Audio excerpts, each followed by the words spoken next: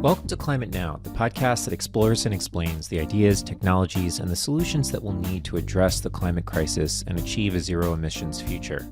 I'm James Lawler. To sign up for our newsletter, which goes out every Tuesday morning with the link to the latest podcast episode, background information, and relevant links, go to climatenow.com. To get in touch with us, you can email us at contact@climatenow.com.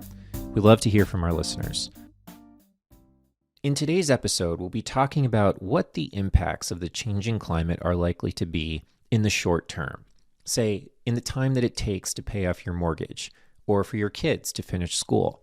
How much hotter will it get in your state? Could bigger storms make your insurance go up? My guest, Spencer Glendon, is working to answer questions like these. His platform, Probable Futures, seeks to provide intuitive, practical tools for forecasting and navigating the climate crisis. We'll discuss how this platform works and how society can learn to deal with climate change both in the future and today.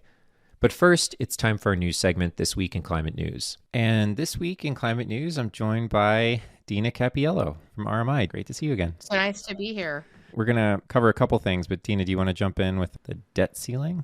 Yeah, totally. I mean, obviously, since I reside in Washington, D.C., this was the big news in this town and had all of us at the edge of our seats there for a while was whether we were going to default as the U.S. government on our loans and debts.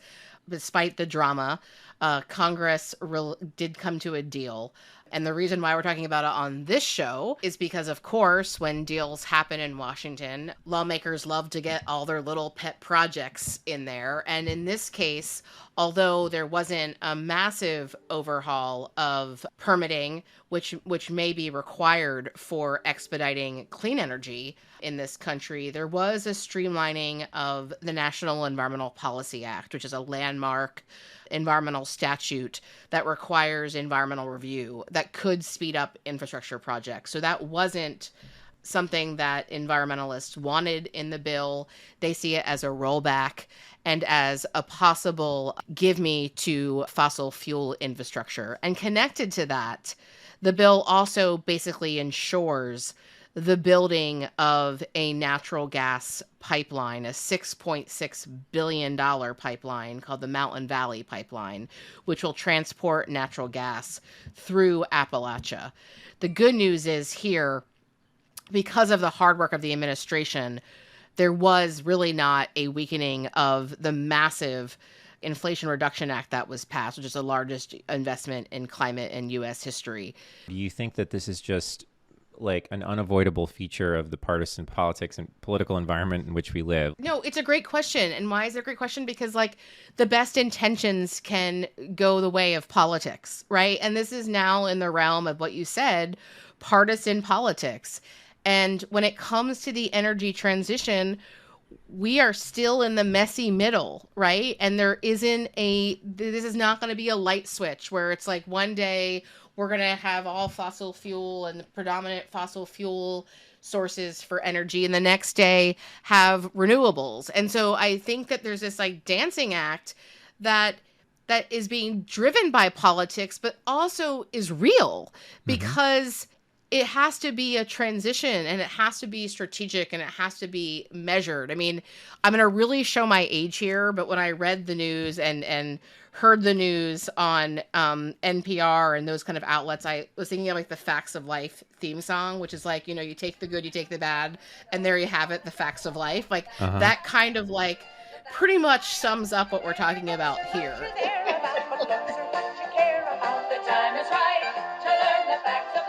These are the facts of life related to the energy transition.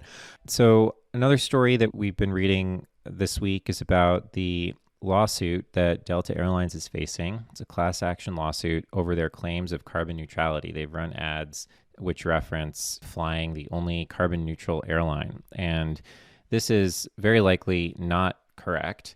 And so they have been sued about sort of these representations. And Delta's argument is really that they have, bought a significant amount of carbon offsets. And they've also been investing in sustainable aviation fuels and other things. As we know, as we've covered, on this show, offsets that are derived from forests and lands are not high quality in that trees are subject to burning and they're subject to insect infestations, and all of the above are getting worse and worse. So the idea that you're going to offset all of your emissions by, protecting trees or buying land is really not going to cut it. Yeah. I mean, listen, I love this story for like a lot of reasons, and I'm not anti-Delta, but this basically, when you like kind of boil it down to like or distill it to what it's about, it's like you can't buy your way out of this problem, right? And this goes to kind of like the age-old concern from NGOs and, even RMI, which is like, really it's how good are those credits. Now, to be fair, I mean, the aviation industry outside of sustainable aviation fuels, has a real challenge on its hands to reduce really actual emissions. But I think this is just a warning to any industry, any corporation, that they should check what they're buying and check the validity of it. And I think that, to sort of reiterate or underscore that, if any large companies are listening, like, this is not about marketing. This is not about marketing. This is about something that's much closer to like waste disposal. It's like a key operational function to reduce emissions and, to decarbonize. So this is a warning. It's not going to fly. And I'm sure, a lot of companies, Delta, other airlines, other companies are taking note of this. I love that. It's not going to fly to the airline. Indeed. What's the next one on our list, Dina? Here we have a story out of the New York Times at the end of last month, May, where the largest insurer, I believe it's State Farm, said it's going to stop offering new coverage and pull back from dangerous areas. So this one like blew my mind. I'm just going to be honest. Like, we read about California, we read about some of the, disasters that have struck California that are climate induced, like wildfires, crazy snowfall this year that has, I think we did talk about flooding a couple weeks back, right?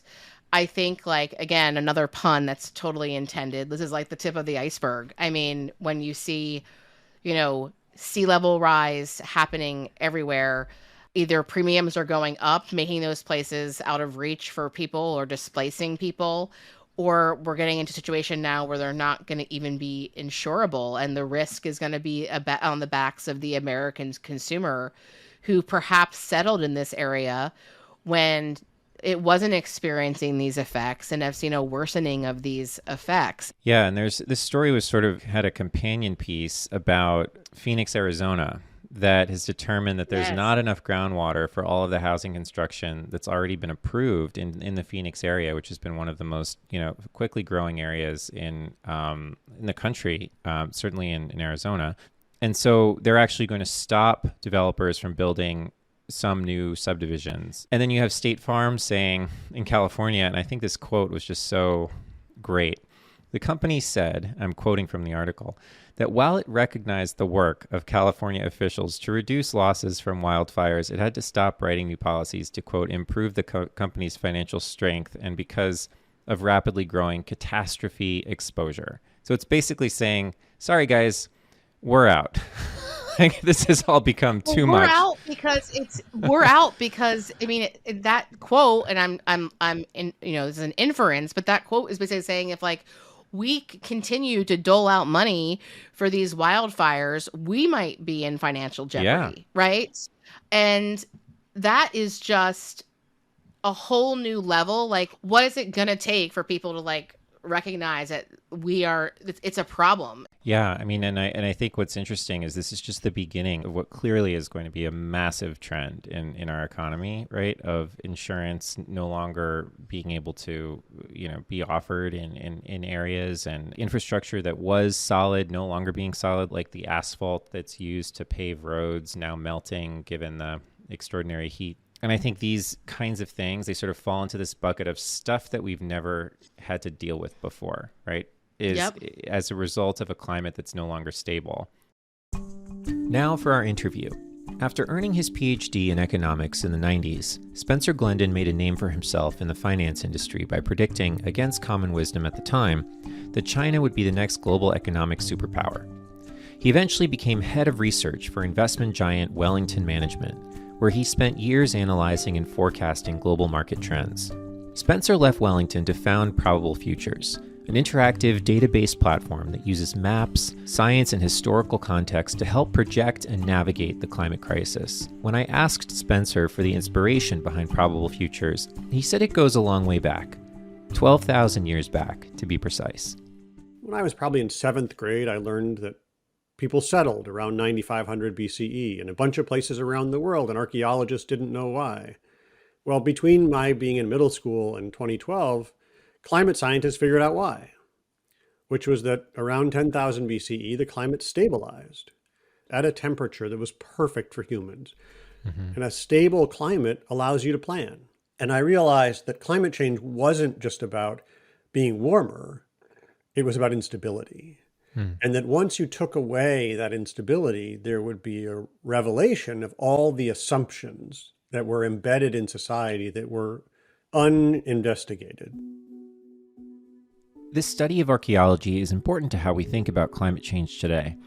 Basically, consistent, stable climate patterns are what allowed humans to settle down, to plant crops, to build functioning societies that then led to increasingly sophisticated government structures, which enabled public infrastructure, electricity, everything we have today. This comfortable stability allowed our ancestors to shift their focus from day-to-day survival to building complex communities with their own individual cultures, governments, and economies. That audio is from a video on probablefutures.org. An accompanying graphic depicts civilization as a stack of bowls balanced on one another. The lower bowls in the stack are larger and support the bowls above, and they're given labels like communities and cultures, which then support government, supporting infrastructure, and at the top, advanced financial institutions. But the bottom bowl, the one supporting the whole tower, is a stable climate.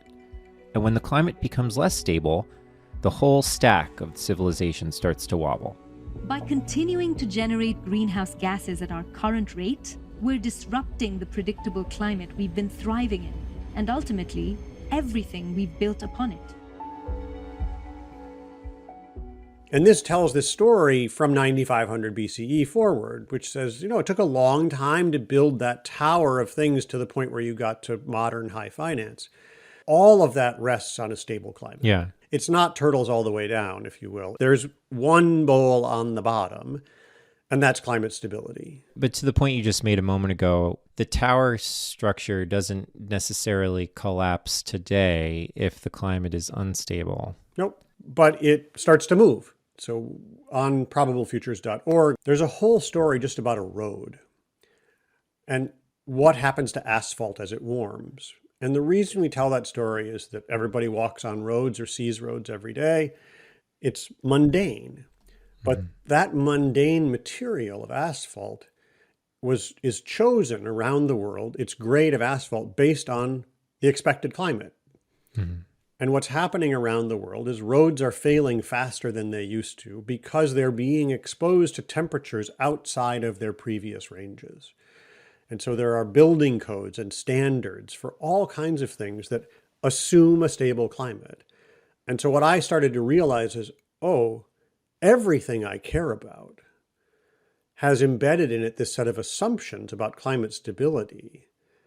And everything is moving out of those ranges. So the climate, in all likelihood, for many decades to come, the climate will remain unstable. But while it's unstable, we can tend to the rest of the tower as well to make it resilient to those changes. And so the work of resilience and adaptation, and the work that I spend all of my days working on, is trying to help society be aware of the dependencies here and improve communities, governments, infrastructure, industry, finance to be resilient. And one of the ways to do that is to connect them more, to make them more aware of each other. And so take us to Probable Futures. So you say, your work today focuses on trying to build more of this connective tissue within communities and greater understanding of sort of this framework of dependencies so that people sort of can realize the importance of resilience. What is Probable Futures exactly, and what is the work that this organization does? Sure. So I started spending time with climate scientists and asked them, your work tells a lot about the future and has told a lot about the future, but nobody's using it. There is no application of it. And all of the science publications told us about 2100, 80 years from now.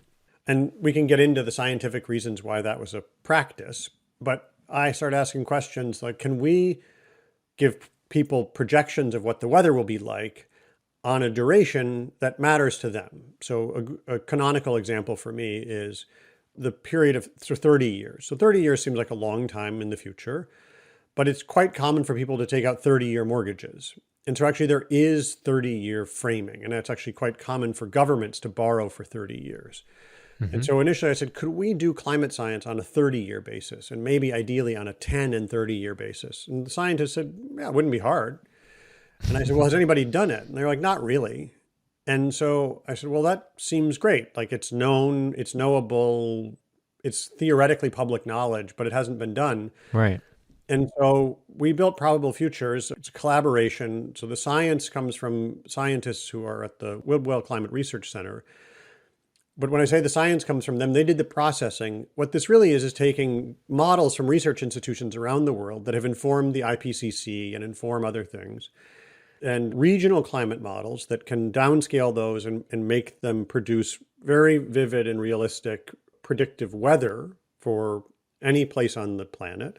And you get what's called downscaled climate modeling. And so if you imagine putting a grid of 22 kilometers on a side, little boxes or a mesh around the globe, and wherever you live, wherever you are as you're listening to this, you're in a grid cell that's no more than 22 kilometers on either side from where you are. That's a place. So it's the size of a city area or a county or something like that. And these models will tell you, well, in the past, this is how many days there were above 90 degrees Fahrenheit or 30 degrees centigrade. This is how much rain you could expect or precipitation you could expect in a year, et cetera. And I realized we could tell people, it used to be this hot in August where you live. This is what the hottest was. Wherever James lives, these were what the hottest few days were like. You know what? Now that's not the hottest few days. The hottest few days are hotter than that. How hot will the hottest few days be if we get to 1.5 degrees, if we get to 2, 2.5, 3 degrees C of global warming? What will the hot days be? And what you discover is the hotter days get more numerous, but it varies by place. In some places, if you think there are warmer years and cooler years, that range gets bigger. So the cool years stay just as cool, but the hot years get much hotter. So I just want to interject here, Spencer, because we get questions all the time like, how will climate change affect me? Well, folks, here's your answer. This actually exists. There is a website. Spencer Glendon built it. It's probablefutures.org. That's the idea. And this is another question we get a lot. People say, 1 degree, 1.5, 2, 2.5, 3.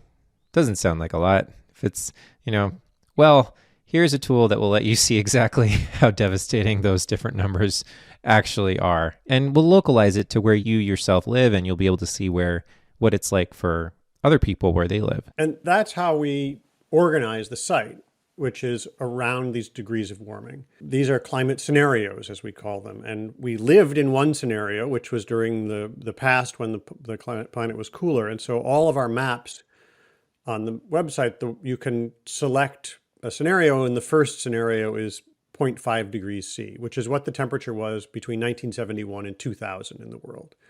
So the late 20th century was about 0.5 degrees C above that long-term average that we talked about earlier. So it already warmed somewhat. And then 1 degree C is what the temperature of the planet was in about 2017. And so it's the recent past. It's happening so quickly, isn't it? So in fact, there's a good chance that we pass 1.5 for the first time in 2024. So these past couple of years, we've been at about 1.2 degrees C. And we've done that under a condition called La Nina, which is a phenomenon in the Pacific Ocean that modulates global temperature somewhat. But La Nina keeps the temperature typically cooler by a degree or so, or by a tenth of a degree. And then we're entering what's called an El Nino, which is warmer, and it may be a very warm El Nino. And we may see between 2023 and 2024 a jump of 0.2 or even 0.3 degrees centigrade globally. So it's happening so fast. Yeah. And you can see that just the changes between 0.5 and 1 were quite dramatic. So to frame that, we'll take where I live in Massachusetts. There used to be a business in the late 19th century of cutting the tops of ponds to harvest ice and sell that ice around the world. There's actually a very big business of freshwater ice harvesting.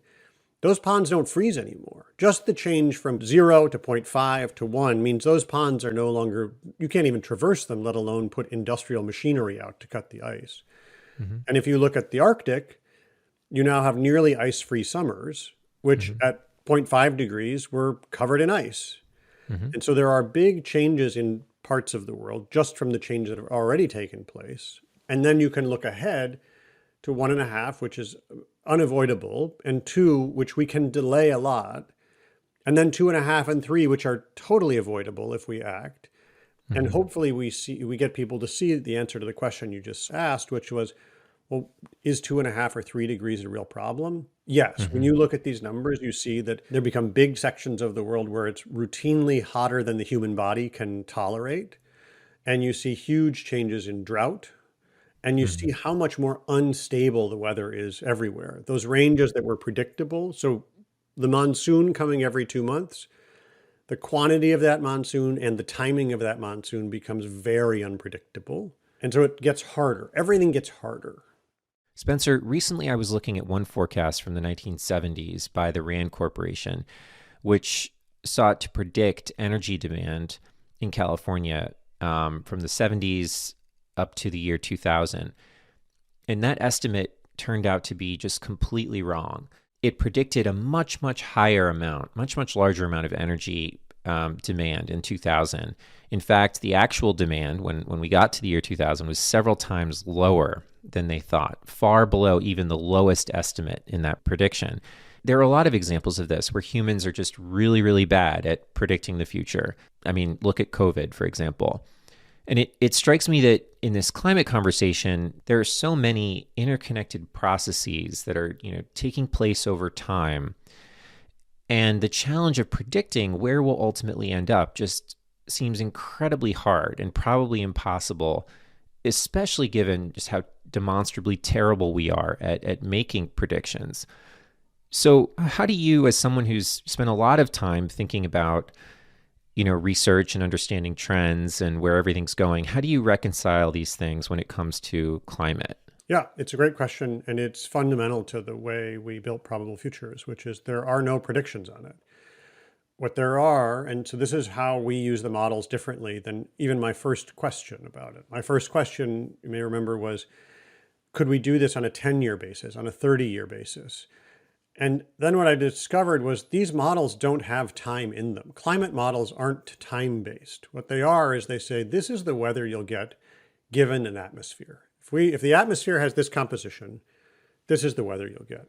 They don't say when. And so that's why we built the tool not around times, but around levels of warming. So they don't say when it will be 2 degrees, or even if it will be 2.5 degrees, or if it will be 3 degrees. But if it gets to 2 or 2.5 degrees, this is the likely weather that we will get. That is actually the one thing humans have been quite good at predicting. So the models you describe that are the energy models are essentially models of human behavior. Humans have been bad at modeling their own behavior.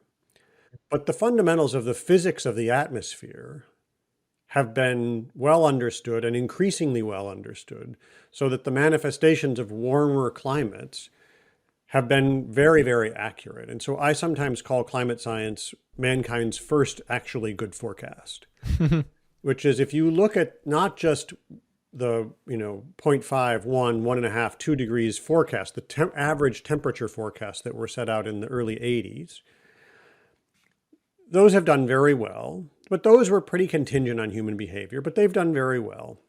What's done much better are the specifics, which is rainfall there will be more drought and more downpours. Well, why do we know that? Because of some science that's very, very well understood, which is what's called the Clausius-Clapeyron equation, which is that for every 1 degree C warmer that air gets, it can hold 7% more moisture.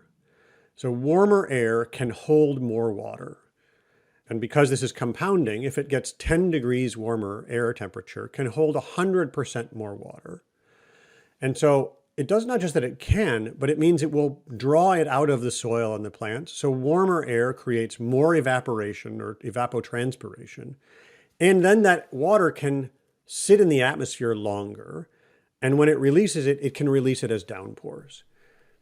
That's very well understood physics. That's been exactly right. We have more drought and more downpours, fewer gentle showers. That was predicted very clearly in the early 80s. The other is what parts of the planet would warm. If the Earth warmed, where would warm more? Those kinds of forecasts are all what I would call conditional forecasts, which is if it gets warmer, this is what will happen. That's not even really a forecast. It's a way of pursuing or exploring the consequences of a regime change. Or expressing a model, expressing a physical law. And so predicting what humans will do is obscenely hard. Right. But predicting what will happen to molecules under certain conditions, we're really quite good at, it turns out. So take that as a hopeful, Yes. as a hopeful note, a cautionary note, or a damning note. There are a number of hopeful things about this. So first of all, and I hope is a very important emotion driving my work, which is that, first of all, we actually understand this problem. That's amazing. There should be great wonder, not just sort of anger. And there are some of the people who are most upset about climate change. I understand why they're upset, because it violates the story they had for why the world is the way it is. And so it's an explanation of the world we live in that is counter to some stories that other people had of their story of why the world is the way it is. And I appreciate the violence that does to them emotionally, but at the same time I say, it's amazing that we understand the world we live in. And so that's quite marvelous and wondrous. The second thing about it is that it's hopeful because the answer turns out to be climate change is caused by just a couple of molecules, carbon dioxide and methane. If it were a whole bunch of other things, or if it were sunspots, or if it were, other things that we had no control over, well, then it would be very sad. So all we need to do is moderate certain kinds of behavior. The behavioral change that's necessary turns out to be quite narrow. Right. And the last part of the hope is these tools allow us to see what's coming and prepare in a way that gives us agency, both in the first is the wonder of appreciation. The second is the agency of limiting it. And the third is the agency of preparing for it and living with it. We just need good stories that take into account the climate we actually have and the things we actually know. We need better stories. Interesting. Spencer, it's great to have you. Thanks for joining us. It's my pleasure. That was Spencer Glendon, founder of probablefutures.org. That's it for this episode of the Climate Now podcast. To learn more about what to expect from a warming planet, check out our videos and other podcast conversations at climatenow.com. And if you'd like to get in touch, please email us at contact@climatenow.com. We hope you'll join us for our next conversation. Climate Now is made possible in part by our science partners like the Livermore Lab Foundation. The Livermore Lab Foundation supports climate research and carbon cleanup initiatives at the Lawrence Livermore National Lab, which is a Department of Energy applied science and research facility. More information on the Foundation's climate work can be found at livermorelabfoundation.org.